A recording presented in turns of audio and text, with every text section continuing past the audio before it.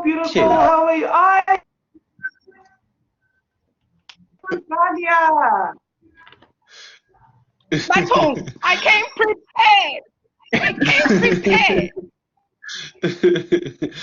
Hi everyone. My name is Tobani, and I will be taking care of the tech side to this important book launch. I think as Gauteng Anthropology, it's always important to us. Not only, of course, Thenjiwe is not only a colleague to us as a fellow anthropologist, but it's important for us to always engage people, particularly anthropologists, who think outside of ethnography as only being the traditional old ethnography where you go into rural villages, you study people, you learn their language. But we also think about ethnography as everywhere. So, and fiction is one of the areas where we found that there's a lot of ethnography. There've been quite a lot of anthropologists who've written about the relationship between fiction and ethnography. And I think anyone who's read this book, this beautiful book actually, certainly can see so many of the topics that we deal with in anthropology, issues of generational divides, issues of sexual assault and sexual abuse, and importantly, as we close off, Mental Health Awareness Month, issues of addiction, right, and mental health and so on. And that's why we wanted to host this launch. But I'm really in the background, so I'm here to listen today and to just ensure the tech works well. So I will hand over to Malebo, who's going to begin this launch with a conversation with Thenjiwe, and then we're going to hand over to Thembi, who's going to continue onwards, and then we're going to open to the general floor. So without wasting any more time, over to you, Malebo. Thank you so much. I'm so sorry, my connection is acting up. Everything was fine. So my video will come on and off, but just know that I'm trying my best to stay on. But hello, everyone. Thank you so much, Kovani, for giving us this platform. Thank you to Gauteng Anthropology for the session. Thank you so much for Blackbird Books. I just wanna show everyone my Blackbird Books merchandise. Listen, everyone, Blackbird Books saves lives. And thank you to Thenjiwe for bringing us together here. I absolutely love this offering by Thenjiwe. And one of the reasons, I mean, there are many reasons why I love this offering. The fact that we come from the same state of, I promise you I'm not being biased in the way that I'm thinking about this book. But Thenjiwe, hello, I'm so happy to be talking to you. Listen, if I cry throughout the whole session, I just want to tell everybody right now that I might burst into. I don't know if I'm disappearing or are you, but hello, I'm so happy to see you in Regalia. I wish I hadn't been running late. I would have also been in Regalia. Yeah, I keep disappearing because of the connection, but I think this is the reality that we exist in with the way that our tech works. So I will keep on coming on and off, but I think my voice will throughout. So just forgive me on that. My network decided to take a left, but you can hear me, right?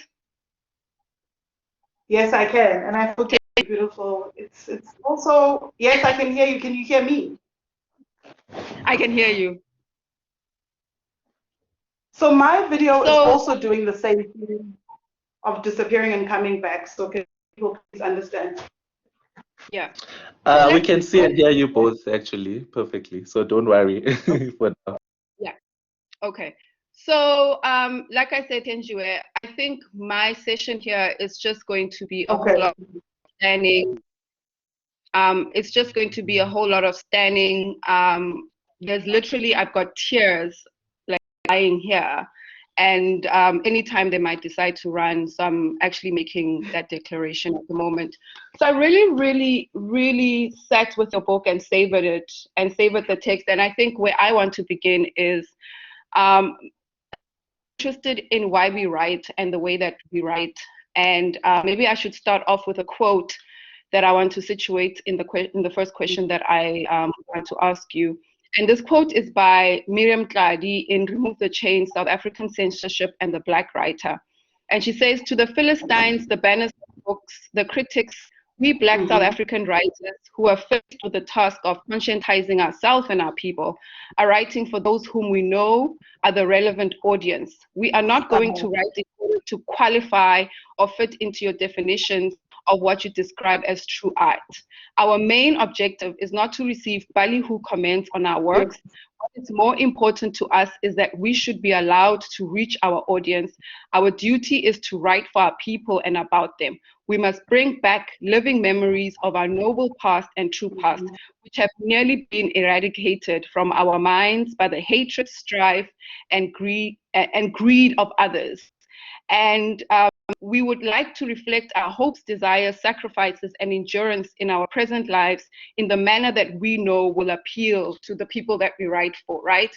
So, so I'm really interested in the back here when we read your profile and you say you're a retired queer activist, right?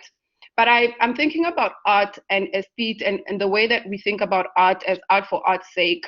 But when it comes to Black writers, art cannot just be for art's sake, right? When Black writers write, there's always something that we're writing about, that we are engaged. Teji Cole talks about as rioting or writing as writing.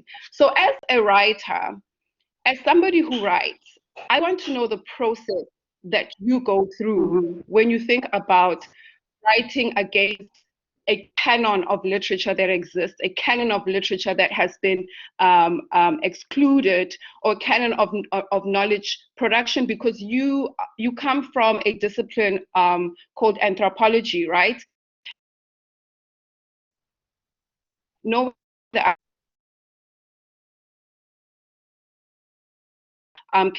usually is exclusionary, right? So what process do you go through when you think about text, when you think about knowledge production, when you think about writing in the backdrop of exclusionary work that we do within the academy? Yeah.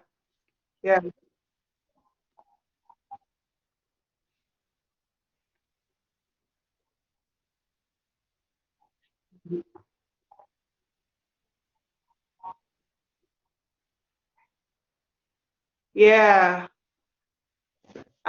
Yo, and one of the people I did a launch conversation with was Musa from UFS.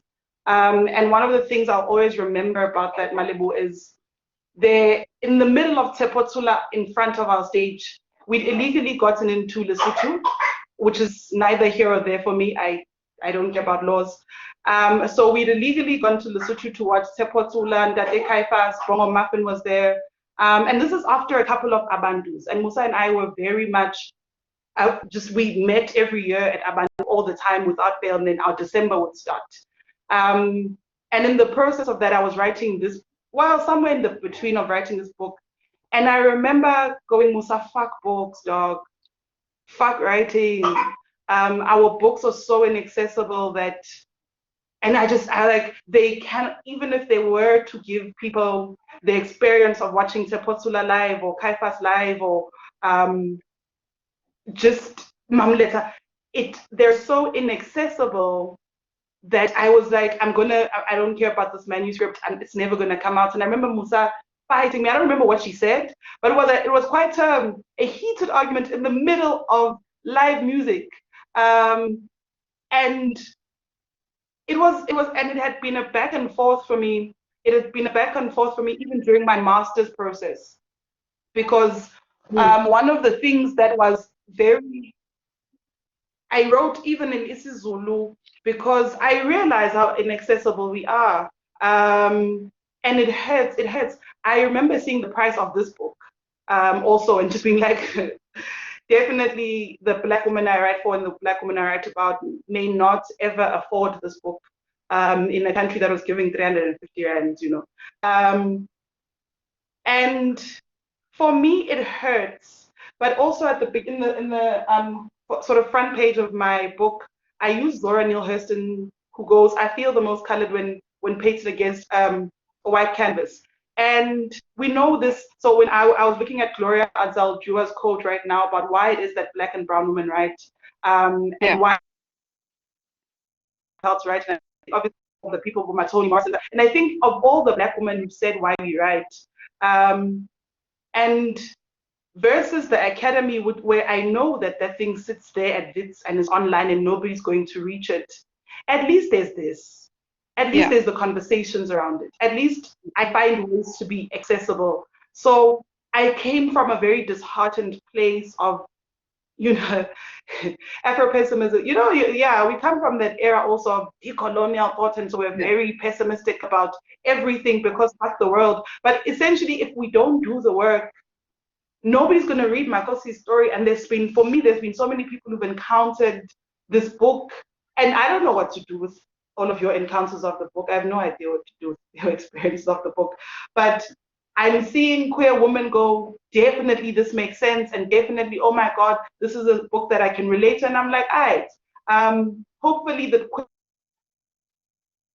and the people in my life will pass on this book, but also books live in libraries forever, man. I hope somebody steals it from a lot of libraries. I wish I could send my book to libraries across the country, and every year somebody's stealing it, or every month somebody's stealing it. And so, because that's how most of the books in my library when I started were stolen from university and like Maritzburg libraries. I have no qualms with that. The state must buy more. So yeah, that's my experience with it. But I also could not, the characters themselves could no longer live in my head. I'd held them in there for a very long time, struggling with myself. And then I realized it wasn't about me, actually. These characters, they wilded in my head, so I had to release them. So I think so this book deals with various of issues, and when it comes to writing as Black bodies, as Black people, as Black women, and when we write about Black women, there's often this tradition of anthropologizing, the experiences of the subjects that we write about. And there's something about being in the academy that also, teaches you to reinvent that cycle of how people write about Black women. But you've come into this text and you're looking at a relationship between three women from different generation and all the different parties that play around them. Look at the interior thoughts, right? Like even the smallest kind of thoughts that go into building whatever we situate ourselves into this life. So I'm always interested in like the interior lives of people, because you're showing here that stories of Black women are not just, marred by trauma or the way the West creates knowledge. Stories of Black women can be complex, right?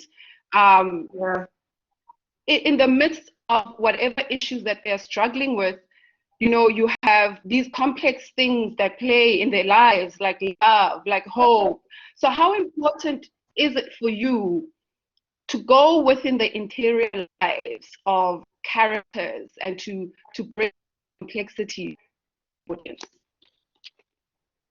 All right. A thing that I'm currently finding very interesting, and I'll get it somewhat in the context of, say, your America, where people are going, we're tired of consuming trauma. And that's fair, and that's absolutely valid. Trauma is not a thing that we should want to consume all the time. But that almost always happens as an opposition, or as if they're on the opposite ends of the spectrum with joy, right? As if if you are trauma, the two are mutually exclusive. They'll never happen at the same time. And so if you're choosing Black girl joy, that means you're ignoring Black girl trauma. If you're choosing, I don't know, Zimbabwean Lives Matter, you're ignoring what it means to have seen Panache thrive in this country. If you're, so you have to, it's this choice for me, it's this choice that Black people everywhere must face. You're either happy or you're absolutely just, so either you know joy through wealth a lot of the time, and power, or you're depressed and that's all that can be. And that also happens. But I think it was also massively, the FMF period for me changed the way I see the world. I don't want to say heal from it, right? Yeah. But yeah, I'm traumatized.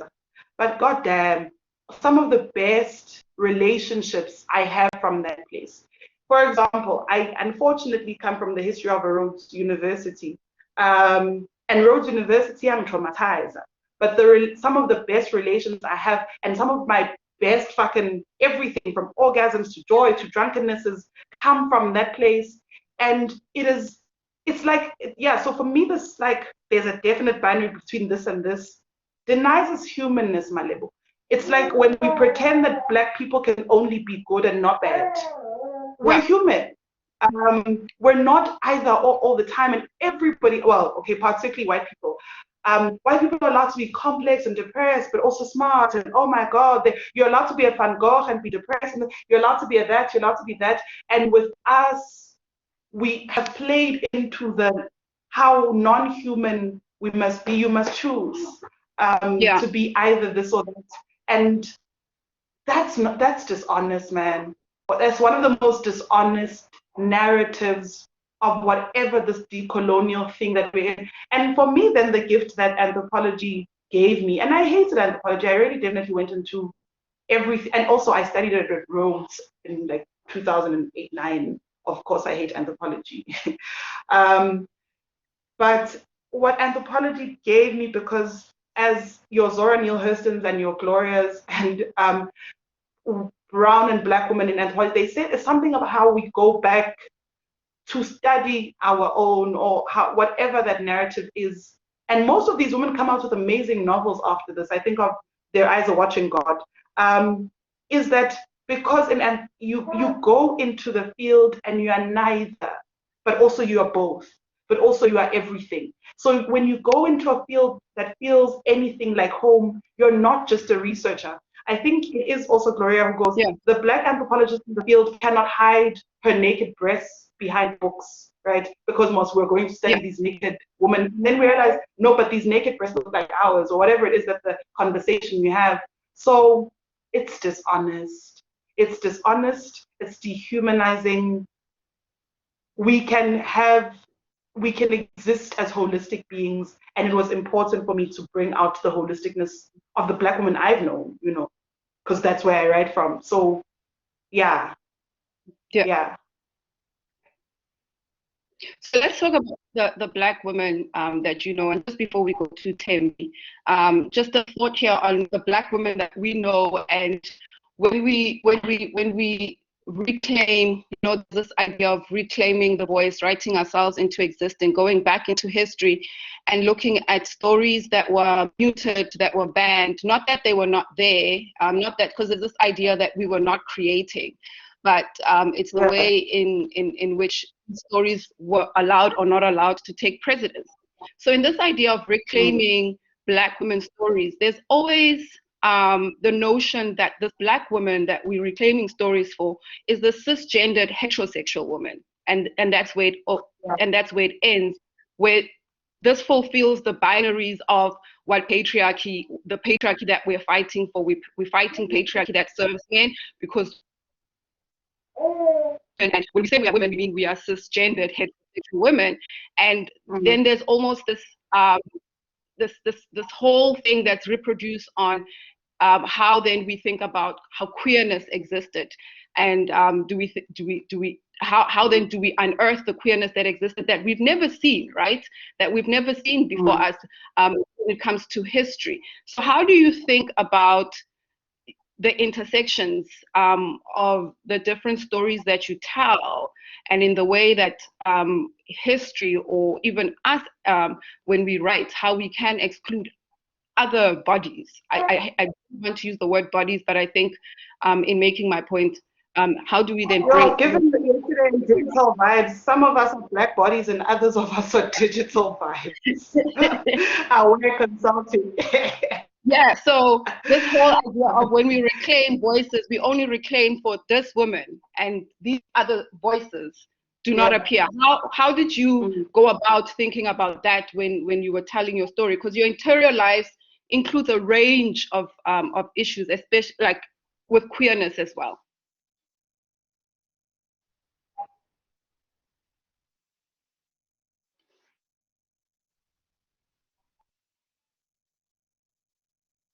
Did you get that, or am I the one that's been cut off? Thenjiwe?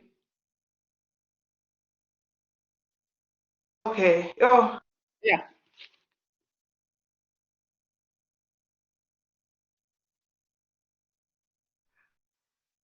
I'm not sure if I'm the one that's frozen or if it's Thenjiwe. Her connection is showing as low. Let's give her just a few seconds Okay. to Okay. Yeah.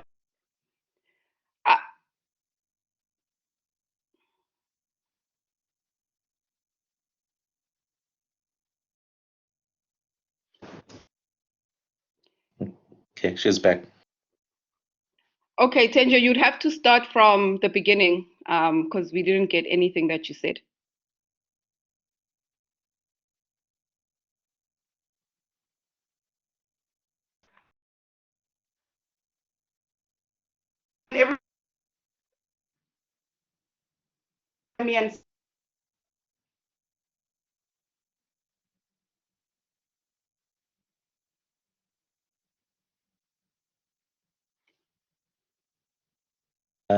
She's reconnecting again. Okay, let's just give her some time.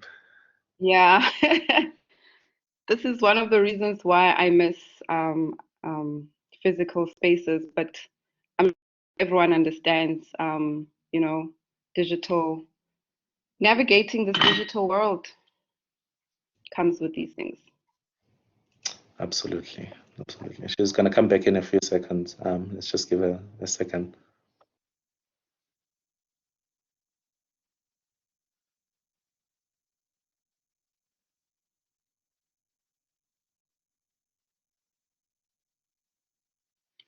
I think maybe I can read from some parts of her book while she comes Thank you so much. through.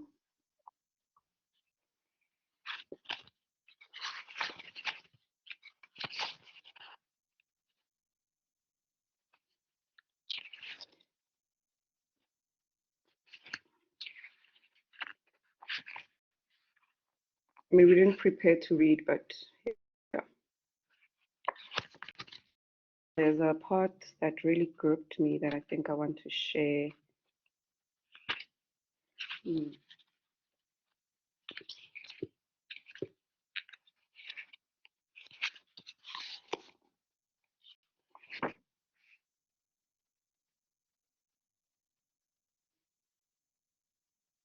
I'm so sorry. It's okay. It's not your fault. She's coming back. So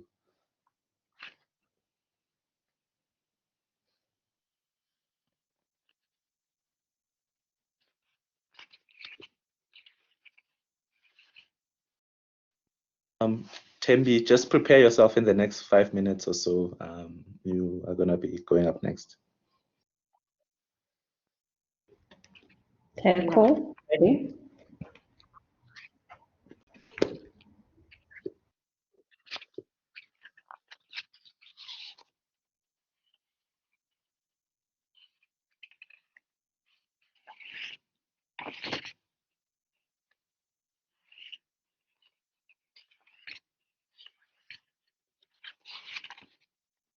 Okay, so I'll read while she's trying to come on, and it's page 26.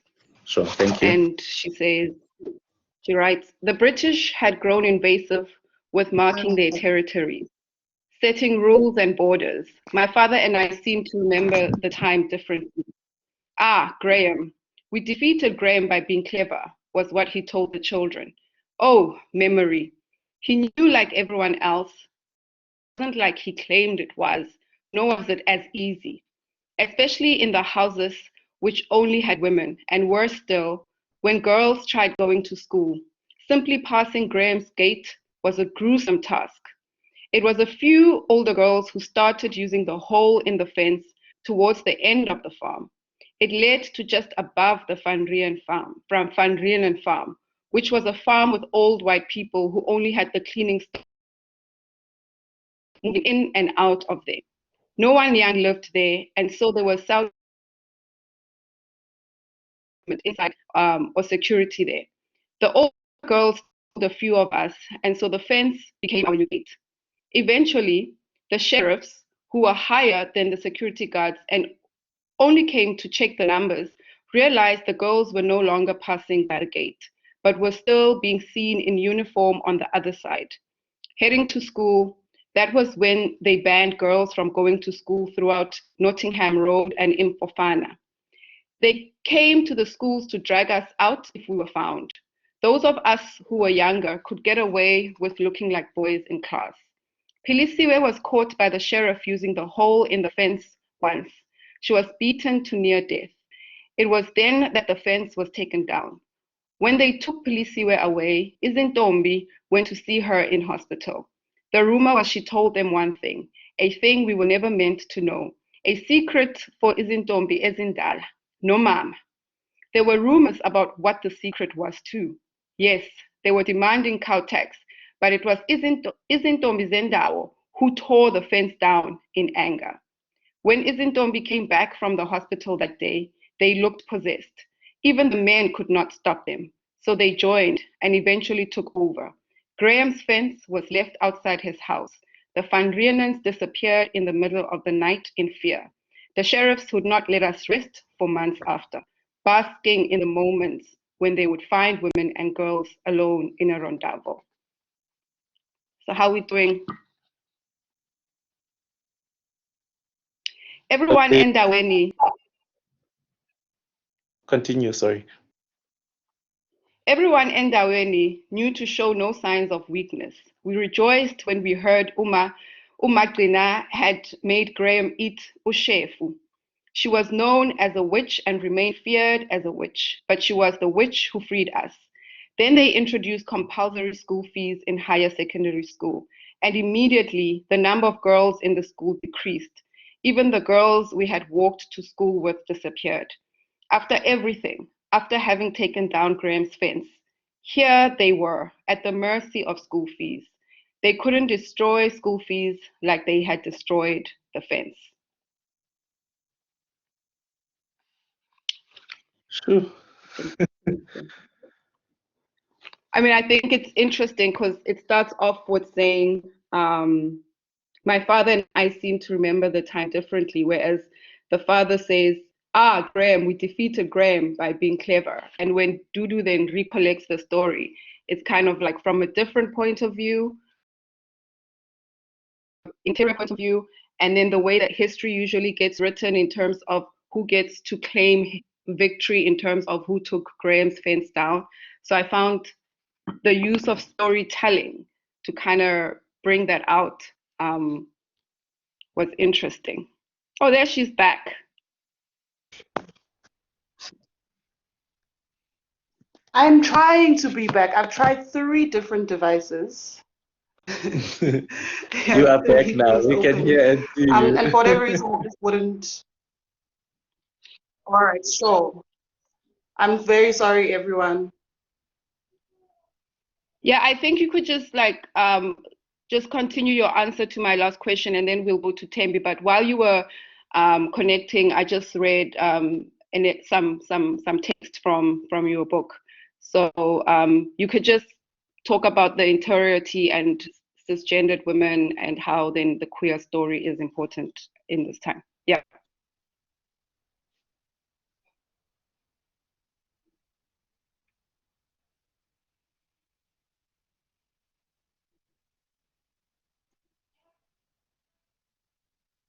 Can you remind me what your last question is? But I remember I was. Oh, yes.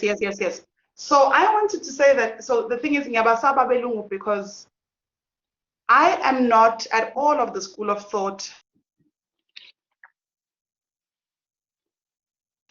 in there's been work about queerness. I think purposefully removed. I think whiteness, so I know in Zulu mythology we have Bulwane, and dominance is that they need to coexist, but in whiteness to be a right. They needed to serve that purpose. So I think that's also what's happened to queerness in Africa, and queerness generally everywhere.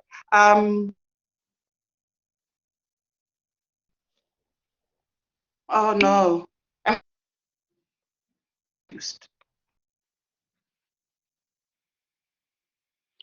Okay, I think we can revisit this question. I think we can move on to Thembi. And Nokwanda suggests that Thenjiwe to probably just switch off your camera, then maybe connection will be better.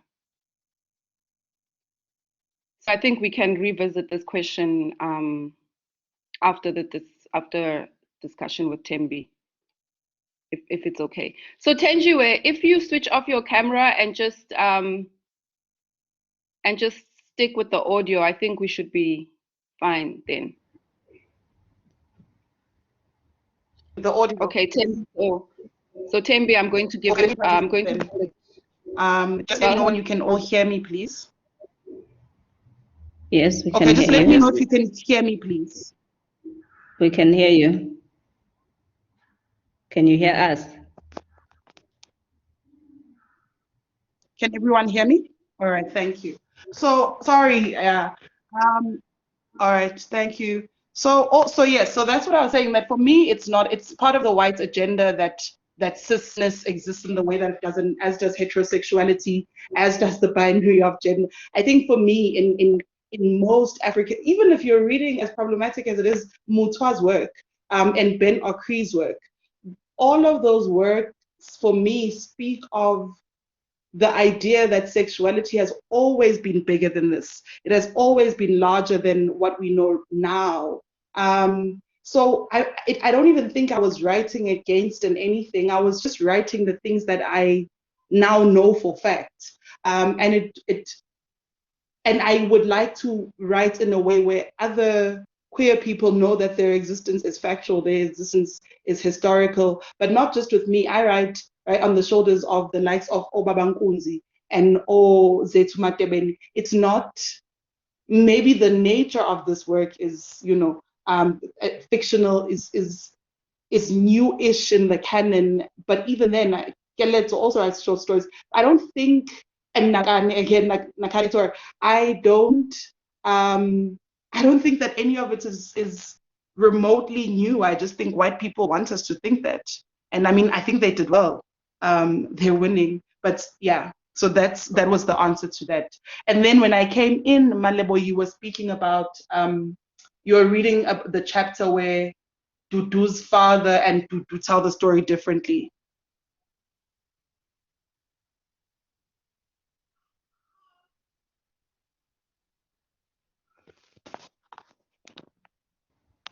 You're on mute, Malebo.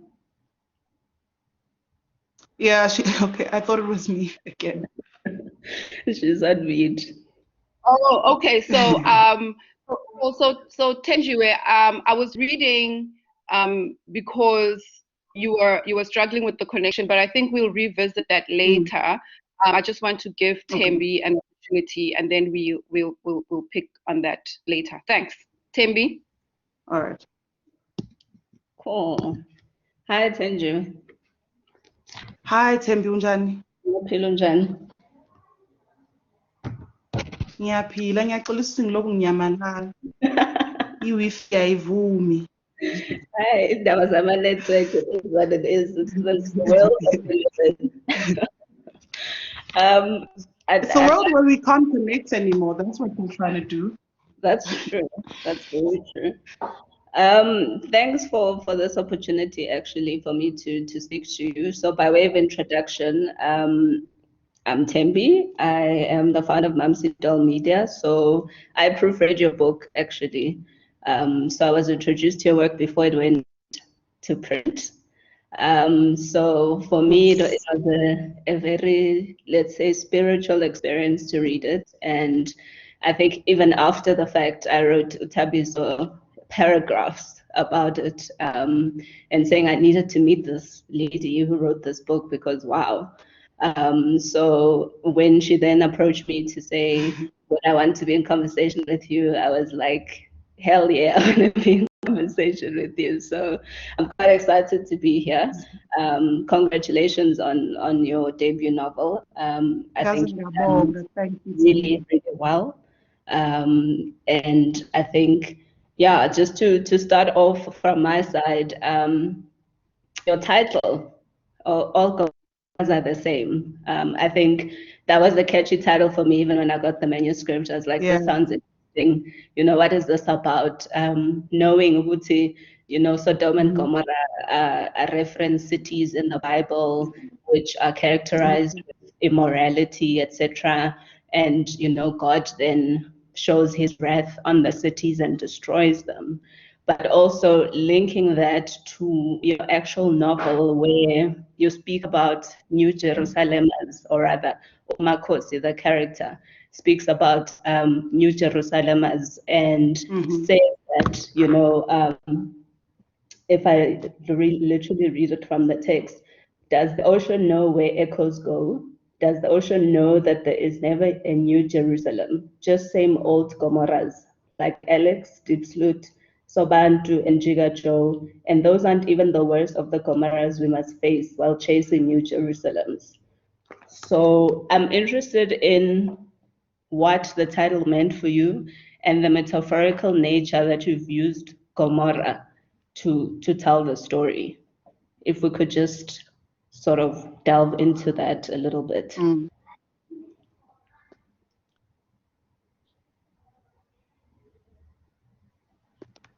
All right. I mean, wow.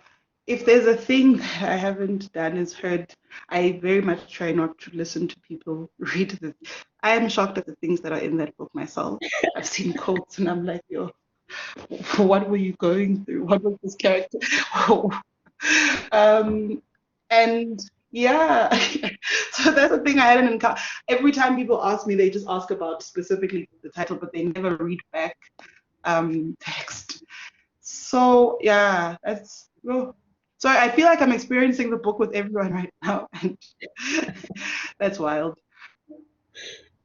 I want to say the title was one of the last things that came with the book. And I think it really arrived in the moment where uMakhosazane is by the ocean. And she's gone through everything that she has gone through, seeking for whatever it is that she was seeking. And here she is faced by the vastness and wondering, does it know? Does it know how much and how long I've seeked and searched and am here? And the thing about, for me, Ama Gomorrah is really, so ayafana, man. You know, there's a thing that I used to hear a lot with abantu abamnyama bakhona elokishini, ukuthi ilokishi liyafana. There's a type of an apartheid lokishi at least, elifana, but even ama-RDPs asayafana, you know, the houses look the same, they're the same size. At best, Black people in those spaces, to make your house look different, you paint it in what December, you know, to be different, to, you know. And for me, it's that Makhosi has traveled all of these places and discovered that they're the same. The reference to the biblical in parts is also part of her relationship with this woman that she loves, Uzama, who reminds her of her Bible, of her favorite Bible verses. So Uzama reminds her of, it's Revelations 21, something about God saw the new city, the new Jerusalem coming down like a bride. So it's Revelations 21 verse 1. And so this woman reminds her of, and this is the woman that she is loved, and this is the woman who she's seen contesting loving her, because loving her would be a Sodom and a Gomorrah, you know. Yeah. And this woman is also searching for a Jerusalem, but this woman believes in a heaven Jerusalem. And it's the conflictions of what it means, and especially as queer women, what it means to live in this world where you are in threat in all of the Gomorrahs. South Africa, if you're a black masculine staban or just a staban, if they discover that you are, then I'll say, and as the same type of a hatred that we're just senzeni. And Tina Sonke, so especially those of us who come to the migrant city, we're all searching for the Jerusalem where we will exist and be safe. And then we get to the Johannesburg or the Cape Town and you still can't fully exist. It's still, you could die here. Everywhere you could die, the same way that they died in Sodom. But we keep chasing and we keep hoping that the next Gomorrah looks different, or that it's not a Gomorrah at all, that it's a Jerusalem. But I don't know whether the Jerusalem exists. And I think, that's Makhosi's part. He's searching for Jerusalem because everything feels like the biblical Gomorrah and what Gomorrah means in the context of how we've known lakes and townships and. Sure, that's powerful. I thought that it would have more. I thought it would have more to do with that, and I think once you read the book, the title sort of starts to make sense. But I think for me, for the meaning to crystallize in my mind, I just needed to pick yours, so I can see whether the thinking is aligned in terms of. Can I also say this that I always forget? Mm-hmm. Yes. I'm so sorry. So the thing about me is that these three women also, yes. So these three women also go through, and not necessarily then in the queerness of but ilogishi and the experiences they all have, and they all don't seem to see where they meet at some point, except for Nonhle. Nonhle seems to know where they meet, but they don't. And that's for me what whiteness has done. It makes all of our oppressions look different. So when you see Makanda, you don't see Logish Lagini, even though you know Makanda could very easily become yours tomorrow. I think that's also what, for me, it's a call for Black womanhood in all of its, whatever Black womanhood means, to see how similarly we are oppressed. Also. So, yeah. Ngiyabonga. Ngiyabonga, Thenjiwe. I think njengoba ukhuluma about amalokishi, being the same, looking the same in terms of spatial planning and what an apartheid government set off to do versus, how we experience them. If Minangel and it would be different to being in a township in Gauteng where I was born, for instance, and how the forced urbanization that happened, people moving to migrant cities because there are opportunities there, etc., but moving into much smaller spaces than Emakaya, where there was an openness about it, a freedom of sorts with it. And even to speak to what Malebo was reading with regards to fences and how, there's a reference in the text about fences making people think they can own not only things, but lands and people. And how that plays out in post-apartheid South Africa, where there's now all this freedom for people to move wherever they want to, but also in the pursuit of happiness, of fulfillment, of all of that, and how it shapes the characters' lives and how all of them experience it differently. Because it's intergenerational, you've got uMadlamini, ugogo, usemakhaya, ukukhulisa umndeni as and when kuza ingane uyazikhulisa, because that is her sort of acceptance of what her role is. And then you've got Ududu, who wanted a better life, who did better for her family in hopes that her children would do better than her. However, it doesn't, the hopes of the parents don't necessarily translate in the realities of the children. And it then got me thinking around, what burdens do we carry as children that come from a generation of parents that were not as free as we are? And with the freedoms or perceived freedoms that we've been afforded, what traumas is that creating within us as well? Yeah. Um, yeah, kuningi. I want to first, because this is what's going to contain me right now. There's a beautiful thing that Ududu does when Makhosi comes home, beaten, battered, and bruised and heartbroken for the 700th time, as she always is. And she says, she speaks about a trajectory. And her mother goes, Ibingeko, there was no trajectory.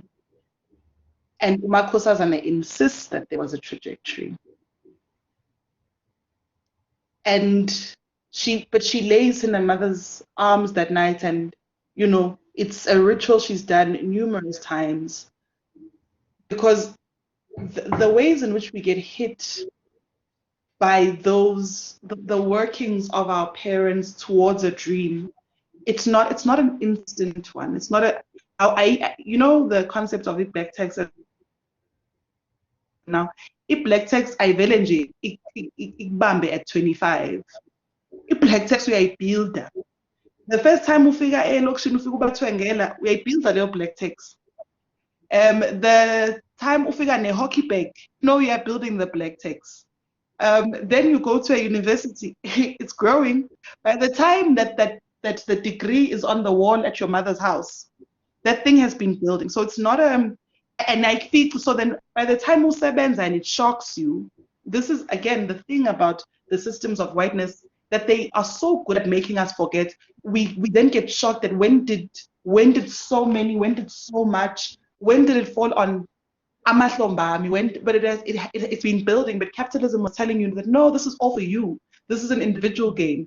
You're studying for yourself, whatever it is that we are trained to believe when part of these institutions that are trying to turn us white and male. So even how Ududu speaks about where she ends up, how she ends up, and the relationship she has with her mother, owaifuna ubona umuntu egoge, a graduation gown or some profession or something. It's been building, and as it builds, we lose. So there's such a weird thing, man, about how when we build ourselves in this world, we lose. And my book is interested in this. We are losing so much, And this is the thing that then the students always come to, or it came to, no, but the areas that we are in are now are colonized. We're trying to decolonize. Essentially, what by that time we're realizing is we've lost in the process of being in these institutions. We're lost, and the decolonial call for me is a call to return, and it's a call to go where. So somebody almost walked off with all of my stuff. That's what it feels like. It's when you realize ngesikhathi uclimba le ladder bekumele kuphela, and there's a trauma that comes with having arrived, but you've lost so much.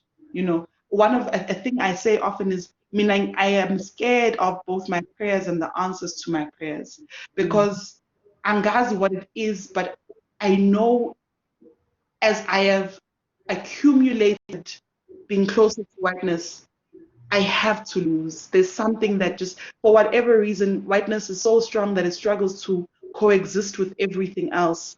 And then what does that loss do to our heads? I still don't. I said in my interview with a friend that I don't know what flats do to people. I can't live in a flat.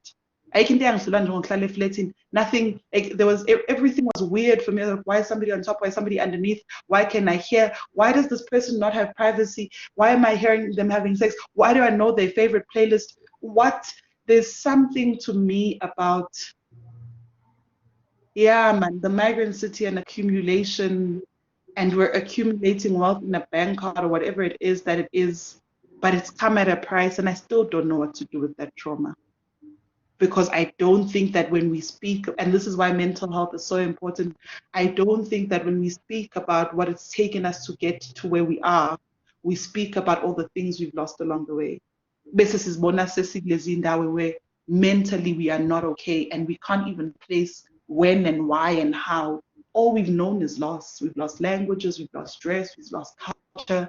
Our existence is a performance on Heritage Day at that, or Pride Month at that, or Women's Day at that. But a lot of who we are has been lost to us or forgotten, and all of those things were created because even memory is political. Bebenezinto akade bezenza, bebenama-rituals akade bewenza ukuze sikhohlwa wethu. You know, if you go to a Roman Catholic church, rituals that entire day, so that sizokhohlwa lama-rituals ebeniwenza. So we've been taught to remember particular things and they don't sit well in our bodies. Our bodies go, this doesn't feel like it. But also Uma Dlamini didn't know that that's what it was going to feel like 3 generations later with Umakosazana. And they all are confused at what has happened to this one, you know. Yeah. And Nonhle does a beautiful thing where she refuses. I love her because she goes, I'm not going to spend my life waiting on people who are trying to get lost. Because these people have been, you know, and Nonhle just goes, what I'm going to do with the trauma is I'm going to refuse. I'm going to refuse to carry it. But even that is you know, I don't know where she ends up, but maybe now in her 30s, 40s, she's hit with, I have lost. And I've lost even a sibling, you know. So, yeah, it's about loss. It's sad. I think it's sad, but it's also the reality of what's happening, right? Because even Nonhle, it's a trauma response for her to, I mean, she makes reference to, she does not want to open her eyes because you can't unsee once you've seen. Makhosi was very open in terms of exploring and questioning and interrogating what the world was and how it interacted with her. And I think it's nicely into the discussion of mental health and how we carry these traumas, especially as Black children, as Black people. And we also deal with a society that is still coming to grips with what mental health is, what mental health illnesses mean, or what mental illnesses are. Where you find people saying, you know, depression is un-African because you can't say that word in indigenous languages. Therefore, it must be a Western ideal. And these children are all now depressed because they've adopted this Western way of living. And how do we... Yeah. And it's a bigger question, and it's not one that I expect you to answer and that be the fact. But how do we socialize our African homes around mental health, but also being able to support somebody who has a mental illness? Because I find there's a lot of apathy, or they just don't know what to do, so they just ignore it, or they send you to church because, you know, church will help, or because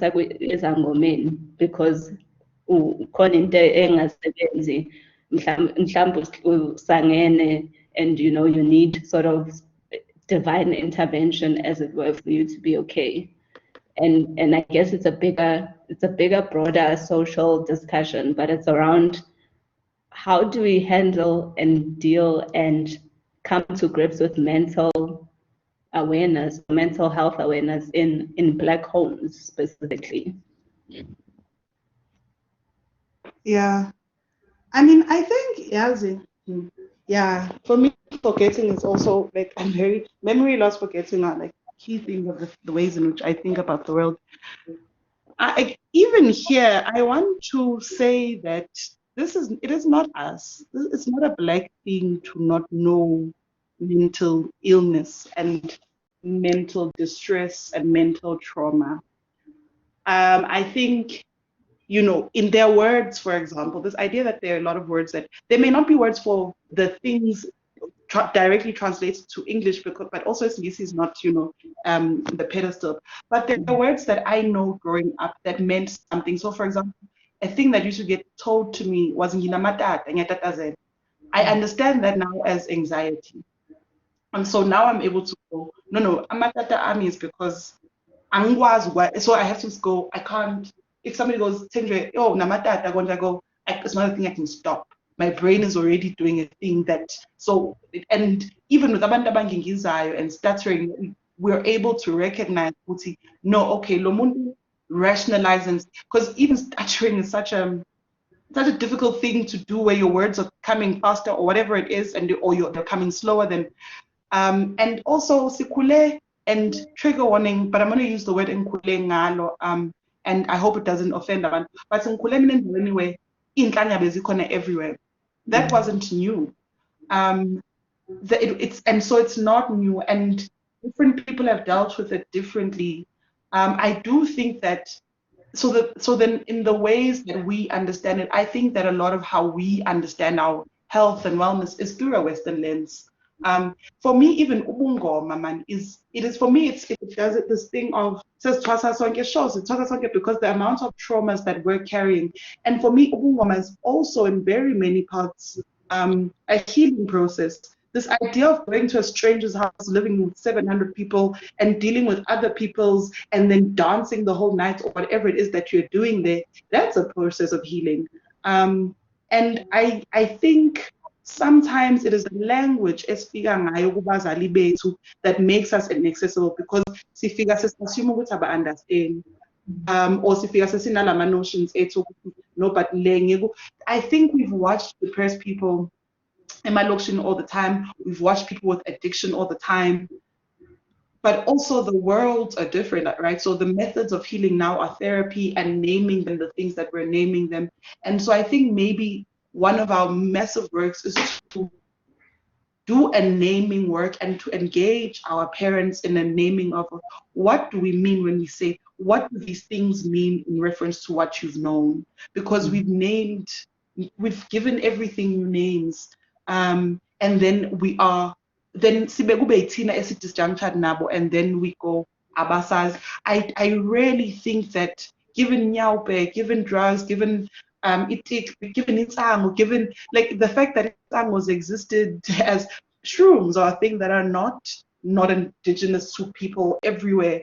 And that's now a new style of healing, as is like ganja healing, all of these things that if we, Tina, we would see the ways in which we have lost even the things that they know, and we have lost the language for the things that they used to call in whatever they've called it. There must be a middle ground. I don't know if it's a middle or gray ground or, but I'm very often cautious to go into spaces and go, aninazo lezi zinto. I go into ekanje nakanje nakanje.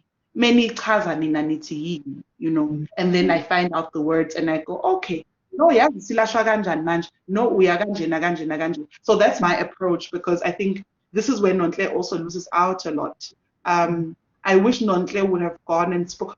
Because mother definitely understands addiction because and she had that entire chat about Ellie and addiction and Ellie's mom.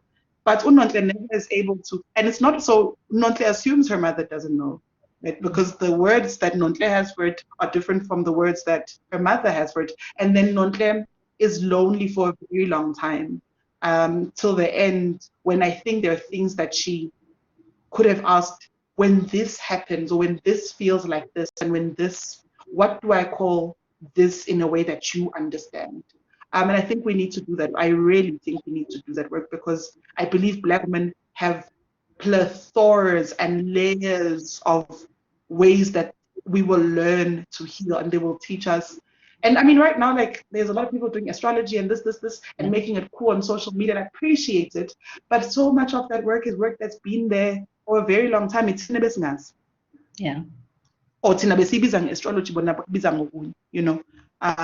So I think language, yeah, we've lost a lot in language, and I would like us to not expect those people to meet us at English, because English is violent. I'd like us to try and meet them in their languages, because let's not make them lose more of their languages when they actually probably have the words. Agreed. I think that's powerful. It's probably exhausted my allotted time. I could talk to you for days, Thenjiwe, because there's so much to unpack in your book. Malebo, are we gonna open up to the participants? Yeah, I mean, I think thank you so much. Yeah, I think we can open up in the chat box. You could just type out your question. But I also think, I don't know if people can actually ask questions through audio. There is that function where you can unmute yourself and ask questions. If you see the tabs at the bottom, there's one, with a hand lifted. You can just click on that, and that's how we will trace who wants to ask a question via audio. But if you don't want to ask a question via audio, please feel free to just type it in the chat box.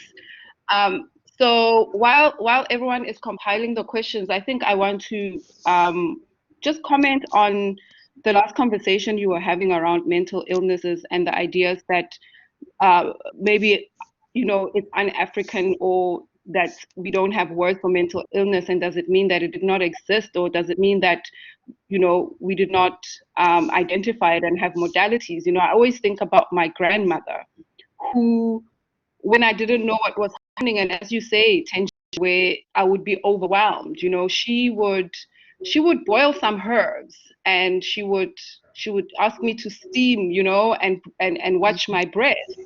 And when we look at how people have commodified healing modalities, you'll see people talking about breath work and doing all sorts of things.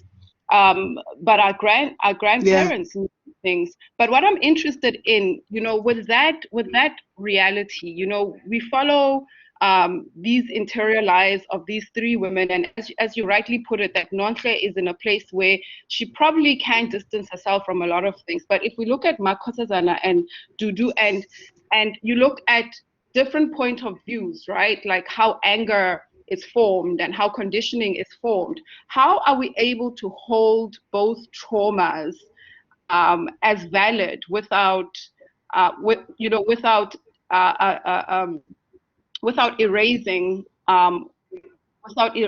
one? So when we talk about, let's look at Makhosi, and we talk about the trauma that her body has collected, if I may say so, from the beginning, when they say she grew up too fast, from first experience with a woman, from an experience with a man of God, in inverted commas. She collects a lot of trauma physically, emotionally, and otherwise. But here's Dudu as well, who, in the way that we follow her thoughts, we also realize that she also collects trauma, and a lot of things could be a projection, right, when she thinks about her daughter. So we think about how people like Dudu, because they are mothers, they're not given a choice. Do you want to be a mother? Don't you be a mother? And she says, I'm expected to be a mother, and I've never wanted a girl child. And probably that comes from a projection of how she's always seen how women exist in the world. So how do we hold space for all the trauma that exists, that creates this vicious cycle, without thinking, oh, Makhosi is traumatized because maybe of the decisions her parents made, but here we see the stories of her parents equally who have their own kind of trauma. How do we navigate that when we talk about healing?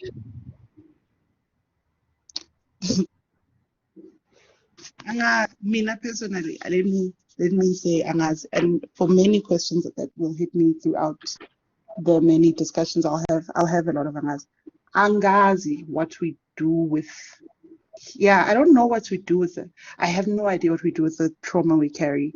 I've even, Mina personally, on my social media gone that I wrote this book is very evidence of trauma, that the stories in this book are very evidence of trauma.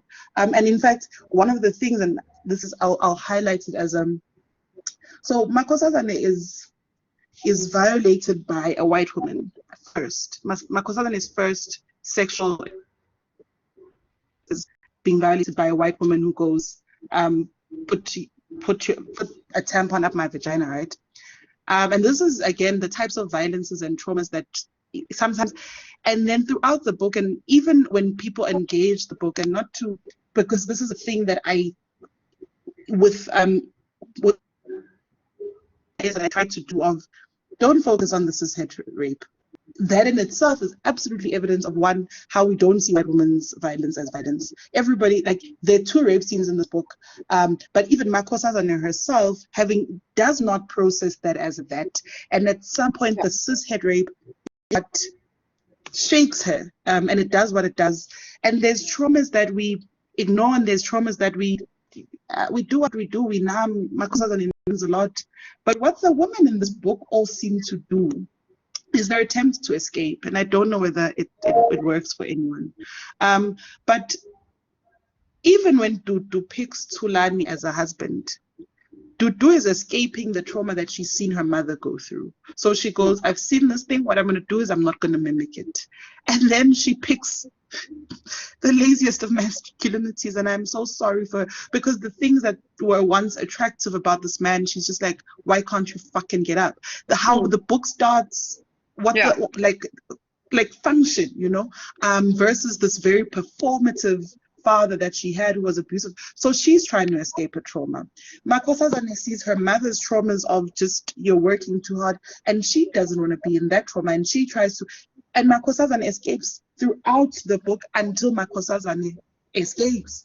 And Nonhle also tries to escape, and I think that's what a lot of us do. I think even with queer bodies, that's a very big part about the migrant city. We go, I can't survive. And this is, you know, even when we're born in queer lives, we know where they're dying.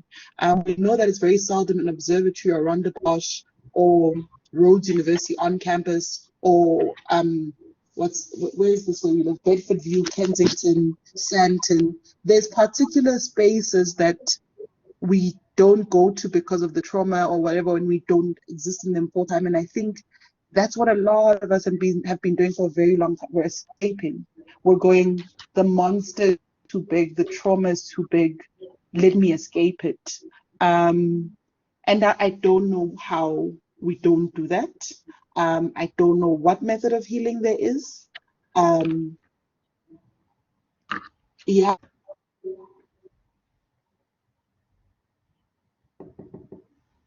Yeah, I mean, I think we can just go on until someone asks a question.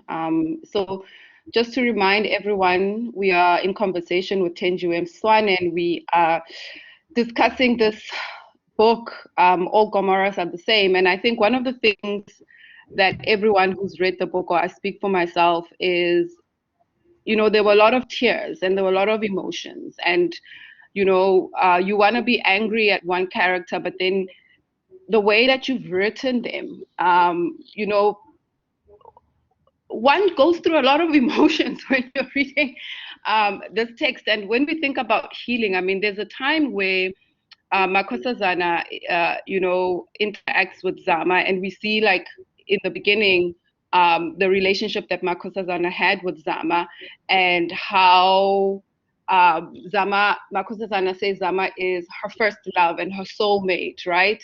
But then there was a moment between Makhosazana and Zama that kind of like brought, you know, a kind of like distance. And we see within the book, it's religion, and there's this whole idea of religion and the way that religion interacts, you know, with our bodies.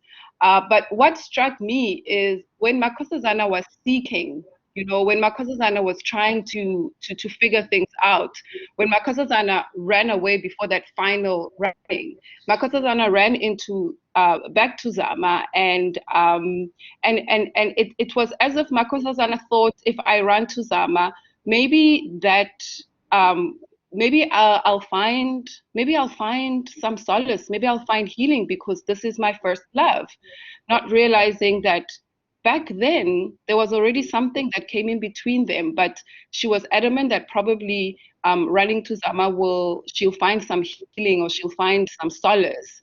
Can you talk more about that complex relationship that Makhosazana has with Zama, and what it means for us when we are seeking healing from, you know, everywhere before we finally run away, in whichever way running is? Yeah. The one time when I respect, I respect Makhosazana the most is when she goes, we've gone too far. When she goes, we've gone too far, and she doesn't want to shake Zama. Because a thing that I find deeply hurtful about the ways in which we exist as Black people, as queer people, is these hierarchies of our trauma, right? And we need other people to be as traumatized as us. It's such a wild thing to want people to know our place of pain. I get allyship and I get what that means, but we need if you did not live elokishini, then you don't know black pain. If awuhlalanga emkhukhwini, then you don't know black pain. If awudlwengulwanga, then you don't know GBV. You know, those types of things where people must have. So for the longest time, Makhosazane uses Uzama as this, come to my side and be traumatized with me because I've been so traumatized. I need to be loved. I need to be loved in my trauma.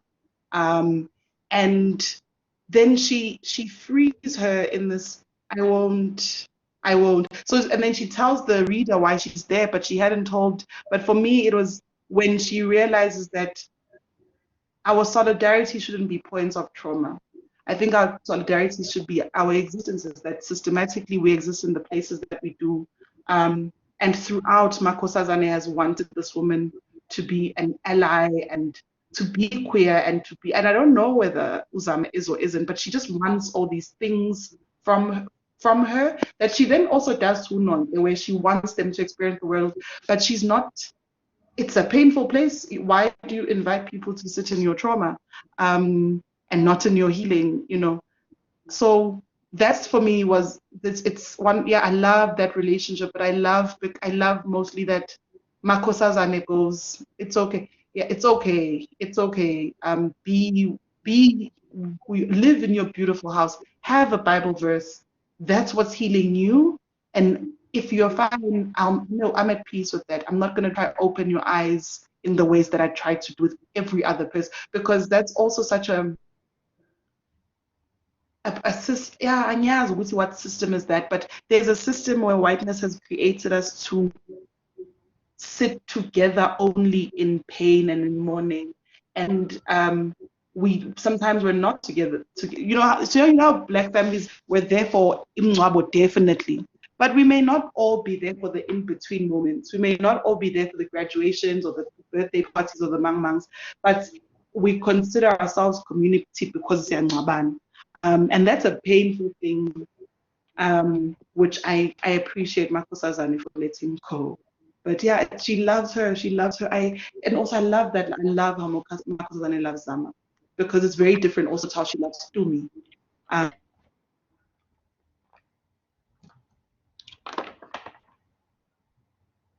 Yeah, thank you. I think we have a question. Thanks, Thenjiwe, for those reflections. I mean, yeah. I think we have Tabilengiti. We see your hand. You can unmute yourself and also switch on your video if you want to, and you can ask your. Yeah. Good afternoon, everybody. Good afternoon, Tabileng. I'm Tabilengiti, Thembi's friend.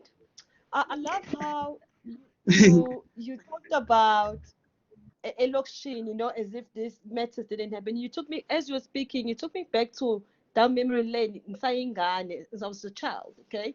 Where I had a friend, his name was Untlaga, actually. And I've never thought about it until now, where I remember her mom was actually, she was married. I think when I look back, she was actually going through a separation, and because she was dating a woman, I actually remember how we all used as kids and the neighbors, you know, hiding behind the banana trees or somewhere, go avocado just to see what's going on in the family. And you know, and I actually realized what Laga was going through. We had no clue. But I remember we were told, stay away from that face break house. But you're not gonna, it's like a Gomorrah sort of, you know. Yeah. Literally, like we were like told, stay away. I mean, once a friend, to such a point, I actually remember where Untlaga, all of a sudden she disappeared from being our friend. In fact, they had to move from the neighborhood, you know. And the husband obviously was insulted to think, how dare my wife leave me for a woman, you see. And that woman was physically abused. I mean, to this day, I actually don't know where Tlaga is to make me think back. You know, so thank you. And my second point that I relate and I agree with, like, why black people glorify death, and yet there's like, oh, they can't wait for a sickness to happen, you know. And the second, everyone is there, everyone is traumatic, you know. So it just shows how we have been traumatized. As I want to take back, not that I'm blaming it on apartheid, but somehow deep down, this apartheid has affected us at a deeper level than we more realize. Thank you. Thank you, Tabile Ngiti. I don't know, I mean, Ubungabuzi, I'm grateful that I invoked those memories because do we see we have existed in history, we just forget because we're taught to forget a type of a people. But Noguti, I mean, for me, it's even, apartheid is that a lot of us young people go and end at apartheid as part of the problem because settler colonialism is, so it's a lot of our trauma is older than apartheid, and I think that definitely the British colonial rule did well in reminding or in instilling in the South African population, however it is that they did, that they were not, and this is what most the Commonwealth was, that they were not the enemy, but the Afrikaans settler colonialism was the worst that happened to us, where it's our trauma is I think in that so in the book there's even the section about fences because that was the colonial removals and the cattle tax that all of these people, so uMadlamini exists like way before apartheid, and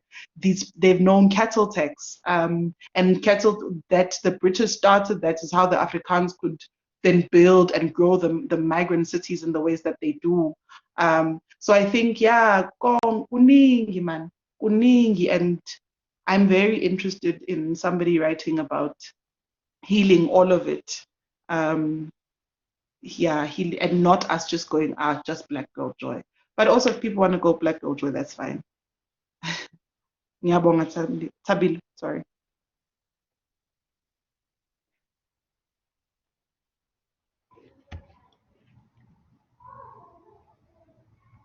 Thanks for that, Thenjiwe and Tabile, for your question. Thenjiwe, I wanted to, while we're speaking about colonization and the deep roots of oppression that run within our generations, there's what I noticed while reading your book was there's a lot of references to food, right? So you would talk about ukudla okuphekwa uMadlamini mabasemakhaya, where uNonhle says, the tastes are simple, but the food is wholesome. It does things to my taste buds, because it's different variations of, having umdoko or sour versus having, salted meat, etc. And how Makhosi, whenever she comes home, she brings these foreign tastes, in inverted commas, into the home with abo soy sauce, abo mac and cheese, etc. And how our local or indigenous cuisine gets impacted by the Western and Eastern, whatever, non-African, in inverted commas, influences, and how that deals with how we experience the world and the food that we eat, and generationally what kind of food I would then cook for my family and what they would cook for theirs. And somewhere in there losing our indigenous food, as it were, because it's always about going back home where you can have a home cooked meal that sort of brings with it that nostalgia. So I think for me, just around, there was sort of a love with how you described ubhontshisi on a Sunday, compared to the mac and cheese, for instance, that Makhosi would make magasekhaya. Because again, and then interestingly, Ududu continues, so Makhosi loves these smells as she grows, right? And they become a theme of Inta's Kubulai. And then when she's going through the most, Nonhle tells the reader about how Dudu to Makhosi, and half the time Makhosi doesn't even eat. Again, loss. And losing yourself as you rise. And then at the sort of to try get back or to try engage the woman, the mother of the love of her life, she goes back to cooking.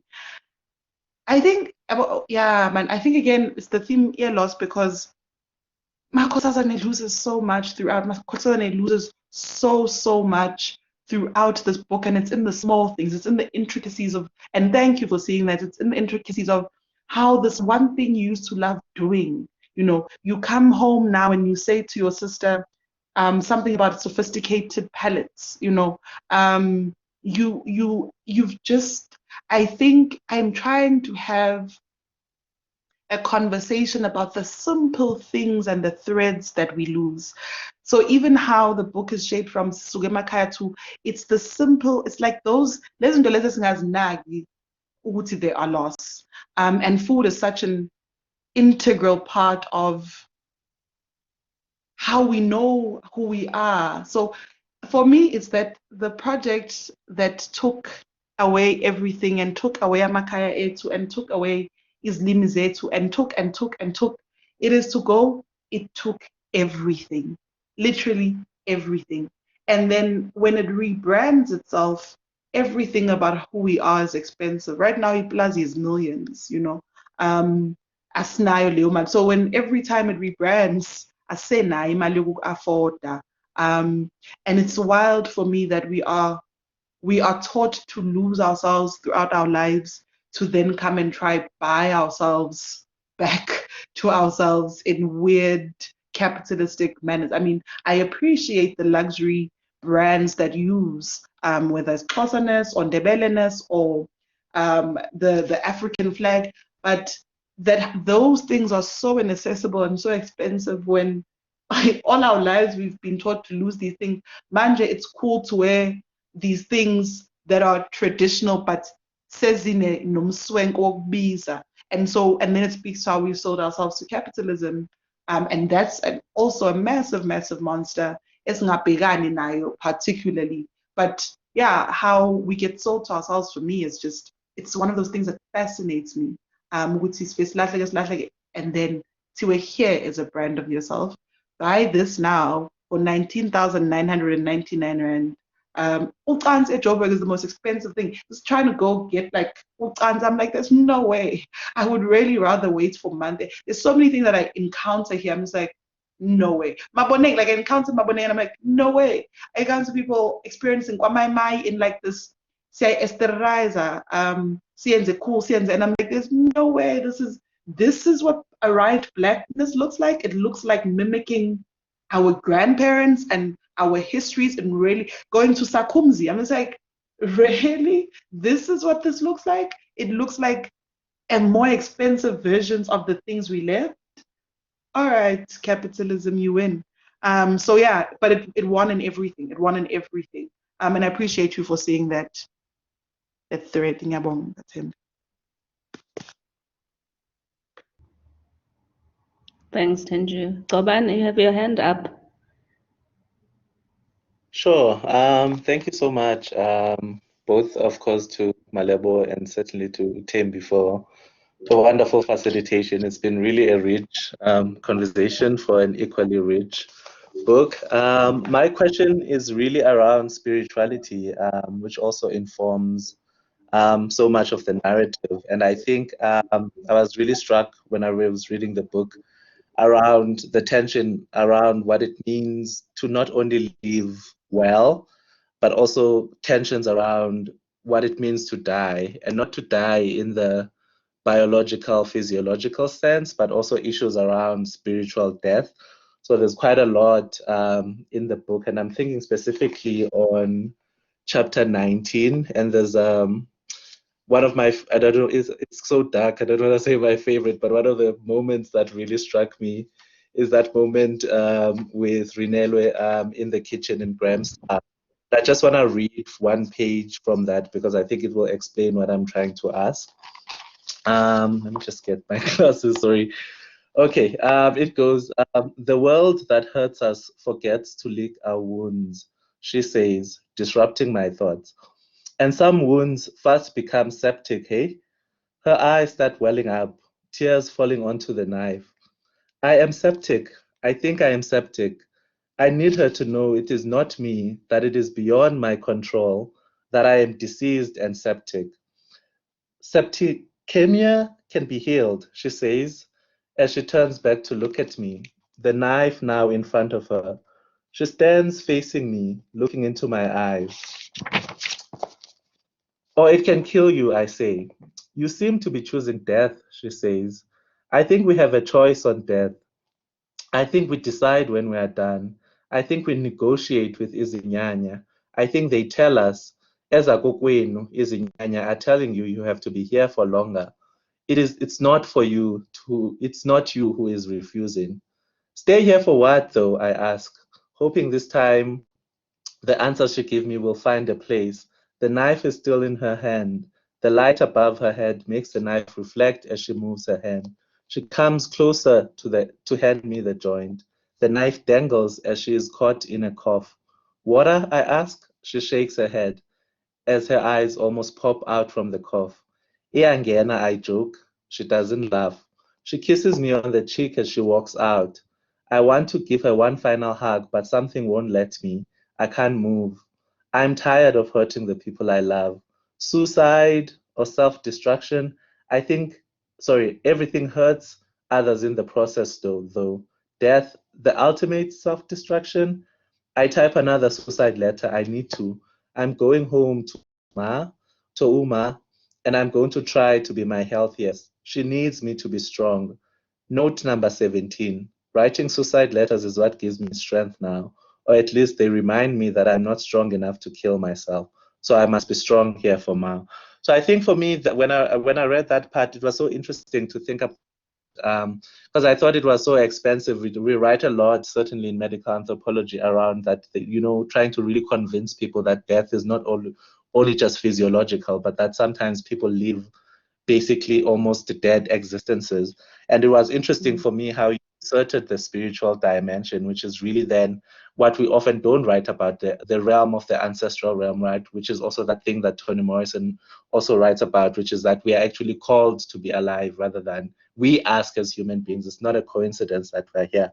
So I don't know if my question is making, but it's really around the spirituality, around not just living, but also what it means to die. So thank you. Thank you, Kobani. I definitely understand the academics because there's things only academics will see, and particularly I think anthropologists will see. And I'm grateful for you all. But I think definitely it's a theme. Another one that I appreciate that it's been picked up because Makhosi dies numerous deaths in the book. Makhosi has numerous experiences that are spiritual, some of them spiritual awakenings, some of them spiritual deaths. I think for me, even the encounter by the ocean, you know, her conversation with the ocean, Makhosi conversation with a lot of things.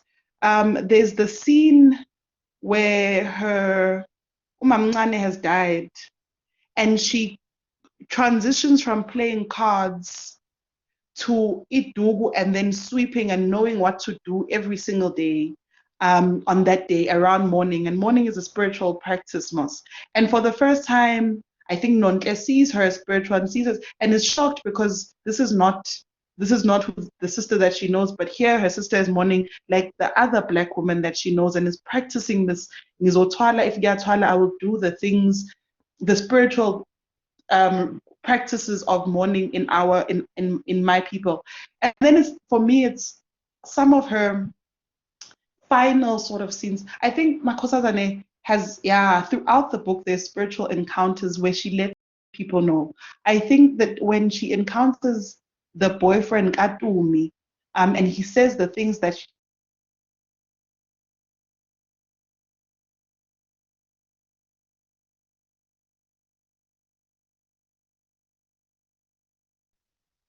and then her sort of final sort of encounter with the toll gate.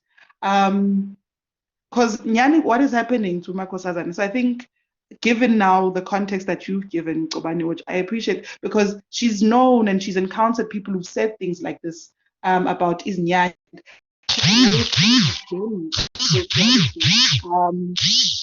So yeah, I think I definitely see what you're saying, and it's a theme of the book, and I don't know, people must do with it what they must, but I do believe that even like from Sylvia Winter to Danai, anthropologists have continued to write about the spiritual journeys, but I don't know whether again it is because we've learned to forget so much. Now it has to be trained with a particular eye, the eye of the ethnographer, right? And we're very oblivious to the spiritual journeys that we are on, and that's okay because that's part of the forgetting journey of whiteness. But they are there. I think if anything, that's what the book is also saying. I appreciate that you saw it, and I hope other people see it, but they are there. And I think, yeah, even Solo Dacre's work does a lot of that. I think Nakane Torres Piggy Boy Blues also does. I think we've been doing it for a while where we have these conversations, but or we try to put out these conversations. But yeah, memory and forgetting and loss. But yes, I think and I think it's very important, but I just sifundiswe ukuthi sikukhohle or singakuboni. Yeah.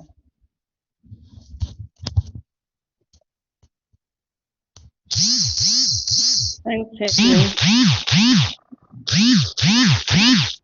is your phone ringing? Okay. Malebo, is there something you want to add or touch on?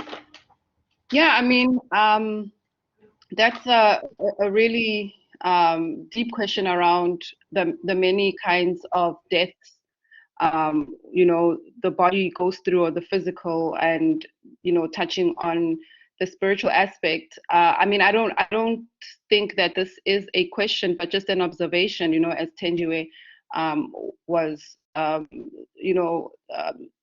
touching on these kind of intricacies and these moments that we really don't focus on when we think about how we show up in this world, whether we are being written about or whether we are writing about ourselves. But what was interesting for me was that moment when Makhosazana had to write a letter to herself, right? And she battled with this idea of, so this is trigger warning, it touches on suicide.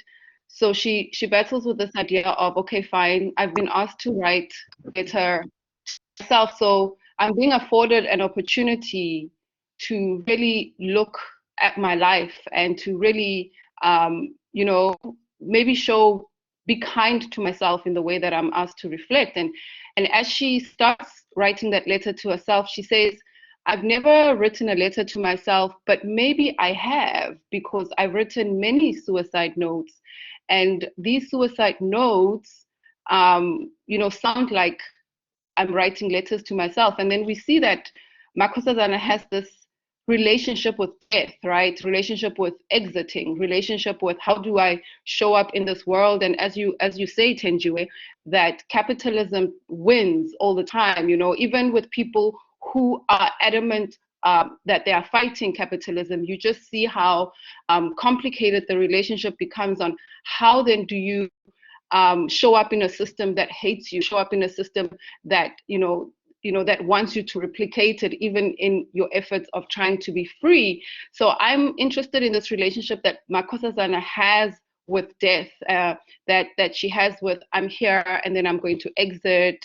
And she writes, suicide letters to herself, or she writes suicide notes as whenever she feels suicidal, and whether she goes on, she goes through with it or not is a different conversation. So Thenjiwe, in that relationship that Makhosazana has with death, and in the way that society thinks about suicide, in the way that society thinks about people who die by suicide, or people who think about exiting or or staying in this world, how important was that for you, to bring that element with Makhosazana to show that I'm here, I want to be here, there's stuff to be done, but also I don't want to be here. And this also comes to us as activists or as writers, as Black women who go through this life. We want to show up, but the world is so violent towards us, we want to exit. So this That's why I say it's probably not a question, but just an observation in the way that Makhosazana had this relationship with exiting, if I may put it that way. But is it exiting to nothingness, or is it exiting to the spirit? Just an observation from the answer that you gave to Tobani around how the amount of death that Makhosazana had to go through. Not just Makhosazana, even Dudu, you know, even Tulani, Yeah. you know? Yeah. I mean, so I think what's different to how Makhosazana, and which is, I think this is part of the, like, a work and a spiritual work, and yeah, that a lot of anthropologists, unfortunately, that's my field, engage with. I think how they experience death is very different to how Makhosazana experiences death, which is why I don't. So yes, they are experiencing it, and but I think Umakhosazana has a relationship with death from the get, man, which is very romantic. It's so romantic. It's as if death calls her. Like, it's as if death is the lover. It's the lover that she wants to meet. It's where then, and she will find an eternal peace, or she has a something with death, and constantly has this romanticization of it, which I think, for me, it's ironic that it's ironic how the book then ends, because and I wonder, even in the ways in which different people navigate suicide, I wonder whether if what happens post death is that you become a particle and you continue to exist and it's just, how the hell do you navigate that, having romanticized death in this, and whatever form it is that you are. So say you're a conscious particle, say dust chats to dust in the ground, and then you get to the ground. So you thought this was it. Oh, I get put in the ground there, and you get there, and the dust is like, nah, we have to rebuild a new person, and all of our characteristics must be in this one. How heartbreaking must it be to have romanticized death, and you get to this ultimate, and it's probably not that. And I think there's a thing about people who are called to death, and who feel that death is a calling. I think it's very romantic, but it's also, for me, very spiritual. What is a non-existence that calls you? Because if you believe that death is a non-existence and the end, and so I think about this even with anxiety, because I have a type of an anxiety where I need to figure out my end all the time. Like, I don't go into a thing if I don't know how the end looks. And this obsession, and do ends ever look like how I imagine? Never. I will have plotted an end through and through, and that's just not how the thing is going to end up. Be it this book, I think I started with what I thought was the end. That end had disappeared. It's like one of the last chapters. But I think there's a type of something that calls certain people to, and then it makes them anxious, because then they rush to it. And then you're tapping. When I write poetry and I write about jazz and things like that, and quiet doors, that tap that calls you to and I think it's a call. I think also the relationship with music in the book also shows you, because there's different things that call Makhosazana. And I think death calls her. I don't think I think death calls her in very romantic ways. I think she loves it. I think she writes letters to death, she constantly is engaging death in a very romantic way. And then I get sad at the idea that that's not what she may find, and she may find that there's things wherever it is calling her, but she thinks it's eternal peace. So it's in everything. It's in everything it's in how she engages, man. And it's even how Nonhle engages, because Nonhle has a moment where she goes, there's a tap outside of the window, outside, and that kanti kuzofiwa, and that tap is called death. And there's the sound of the ocean that Makhosazana talks about at the end of the book, and that sounds like a call to her. And then she meets this vastness, and the vastness overwhelms her. She goes, "You're so big. Do you know? Do you know?" And then the lights. So there's so many things that are having real conversations with her. And I don't know what we call those conversations. I know in a lot of mental health spaces, it would be called schizophrenia. But I also then saw this in the yearning. There's many of us who write there's something that calls a certain invisible string does this. There's there's something that we do when, as writers, engaging Black women in spirituality and the things that call them to these things, and a lot of time it plays around with death. Yeah, I think we opening. I mean, the floor is still open. If you want to ask questions to the participants, please feel free to raise your hand or put your question in the chat box. But I think we've come to a place where we can give our final thoughts if no one else is out here asking questions. So Thembi, give your final thoughts. I do have a final thought, but I want to make sure that we are at the end when we give our final thoughts in terms of Makhosazana. So yeah, I think we can be at a place. I don't know how you feel about that before we give it back. We give the reins back because we don't want to give too much away, People I'm good. People must go buy this book. I promise you, I was shook. I cried, and Why did you cry, Malik? What made people cry? Why are people crying? Can I ask this question? Why are you guys sad? What happened? Who are you crying for? I mean, tears are not just sadness, but there's a whole lot of there's a whole lot of emotions that one feels when it comes to the book. But before we go into why I was crying, Thembi. Thanks, Malebo. I think just to echo what you were saying, so it's a very emotional book to read, and I think for me personally, it was such a, and I said it at the beginning, it was such a spiritual journey for me to read it, because not only did I find myself in the book, in the experiences that the characters were going through, but I saw my family members in the book, and certain things start to click. You start to ask yourself certain questions, and I think for me that was the sort of the revelation that reading a book is such a personal thing as well, because how you interact with it is formed by your world and your experiences and your beliefs, etc. And I think for me, I haven't stopped talking about it. I think I tweet about it almost every day,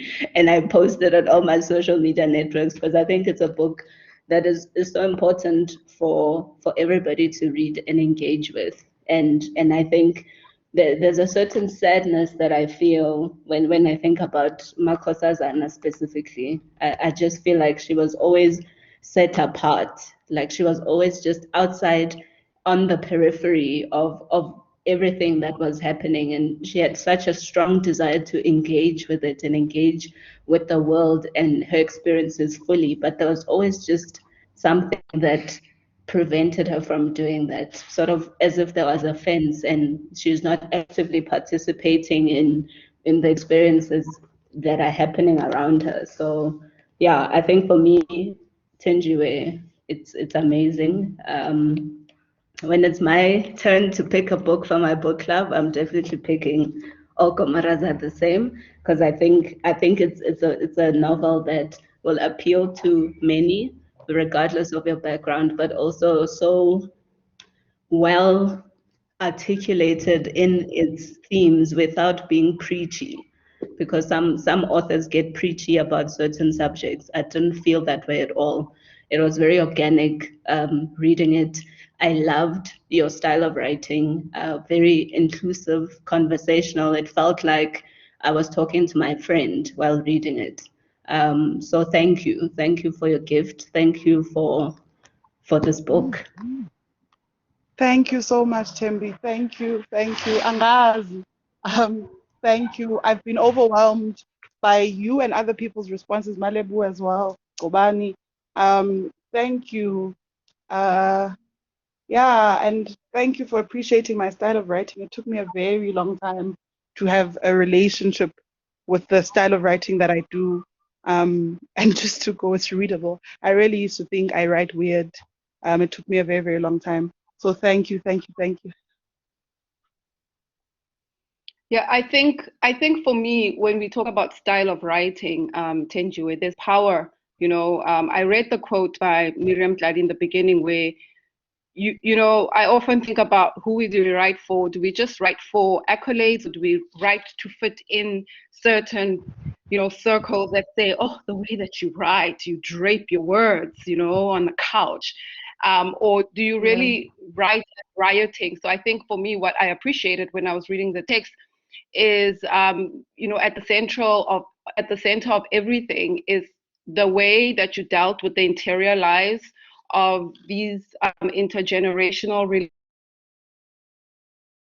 right? The way that you dealt with, in the way that you speak about women, but you don't center masculinity, but you write about masculinity, in the way that you write about these lives, and knowing that, you know, you are not responding to whiteness, but you're showing how whiteness has created these different meeting points in the way that we navigate our lives. But what was more, what held me the most was the way that you dealt with trauma, because there's this you know, idea that when we write about Black women, when we write about Black queer women, when we write about Black people, when we write about the trauma, it's often pathologized, right?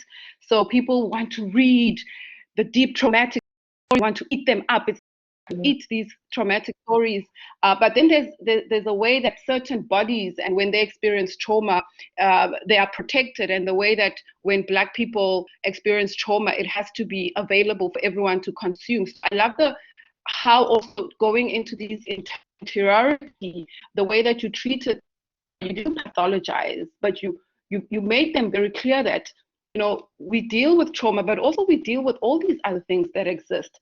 So for me, I think one of the things that messed me up at the end was just thinking about Makhosazana, and without giving too much away, in the way that everyone, I mean, Tulani opens about, you know, my daughter leaving. She left when she was very young, when we forced her to go to creche, and everyone just talks about Makhosazana leaving. But when you think of her final words, you know, in the book about survival, about you say in page 231, in a world that is constantly trying to kill Black isitabane, staying alive is my revolt. I will survive. But then you leave the reader hanging, where we ask ourselves, and I guess it's a story, our story. There's no romantic end, or is there a romantic end? So for me, that ending just, it was powerful, because then the reader can do what they want with Makhosazana's life, you know? Absolutely. I am hoping that Makhosazana leaves my head and goes and lives in other people's. That you're all just part of this project where I hope these characters leave me and they start living. So now they're living in everybody else's head. I have a friend of mine today who has been calling and has just been calling. And she's going through the most with Makhosazana, and I'm like, yes, okay, you've gone to other people. But yes, ngiyabonga. Thank you, Malebo. Thank you. I appreciate all of this feedback, because, you know, there are things that I wrote. I lost the book numerous times. I once left it at the airport because I didn't want to do anything that had to do with it. I struggled, but I'm also reminded now, as you say this, that Makhosazana, in very early on in her career, in her creche career, Makhosazana has, and this is interesting in what I was saying, because Makhosazana has been having a lot of these encounters when she speaks about how she encounters the TVs, and then she encounters these kids at creche who don't want to sleep or want to sleep or whatever it is, and where she's going, why don't they have these people in my head who are existing? And I appreciate that she got to exist in the ways that she did, and made people feel the ways that people feel, because she's struggling with a lot of trauma. And another thing then, going to what Thembi had said earlier, you know, about healing, is that what's interesting with Makhosazana is she tried. If there's a girl who tried, she tried the therapy. She went to psychiatrists. She went to these institutions. She tried this holistic living with her partner. And at every point she tries, and that's another thing with trauma, that I don't know whether there are doors where we eventually leave it. I don't know whether there's a place where Black women can go, I've left this trauma. Yeah, because it is spiritual, because it is generational, because of all these other things. And yeah, so I'll try to turn on my video just to say properly goodbye, but I really, really appreciate it. I appreciate you engaging this work. I really hope they haunt you now. I hope that they haunt you now. Thank you, Ngiyabonga, to all of you, for seeing all the things that you've seen as well. Yeah, this was really fruitful. Thank you, thank you, thank you. Thank you so much, Thenjiwe. Thank you, Thembi. It was really great having this conversation alongside with you. And thank you, Kobani, for inviting us. Thank you. And again, I want to thank my publisher, Blackbird Books. Yay. No, Blackbird has a home at UJ, so come think with us anytime. Thank you so much, Malebo. Thank you so much, Thembi, and thank you so much to Thenjiwe as well for giving so much of your time to spend this afternoon with us. Everything for me as well. There's so much that I'm already thinking about how I would want to integrate this book into my teaching and so on. And I think it's going to be such a useful resource for thinking about the complexities of Black womanhood. So I really thank you for writing it. It's truly wonderful. I think also one of the things we didn't speak about the book, which is also your use of humor, right? There's actually so much humor within everything that the protagonists are going through. And I think that's also so important, that you know that our lives are not defined by trauma only, but there's so much beauty and joy as well. So thank you, everyone. Have a great evening. Thanks, Kobani. The book is available at Blackbird Books. Yeah, but can I also just say thank you for... Yes, I wanted to say to Kobani also, thank you so much for your work, because one of the first books, a couple of books that I used to have by Black women authors, having known of you but never really meeting you, is how you have books across this country that are signed by Kobani I don't know where half of them have gone. I don't remember how I'd gotten them. I'm going to blame Togo Sepuku as one of the people, but for you to see me as the person that I used to know, Yabonga, and just for solidifying for me that the African anthropologist is the novelist, is because of all the ways I've encountered how you engage literature. So, Ngiyabonga Kobani, thank you very, very much. And thank you, Thembi. Thank you for proofreading it. I never responded to any email about proofreading because I'd given up on the book again. But thank you, Thembi. Finally, you released the book. Thank you. Well, we've been waiting. Can I tell you also where I cried? Can I name drop Thenjiwe? 4 years later. I know. And people think I'm lying when I go. Girl, we've been waiting, okay? So I'm reading this book, I'm reading your book, and then I get to acknowledgements. And I cried. Hope people believe it now. I cried. Thank you. Thank you,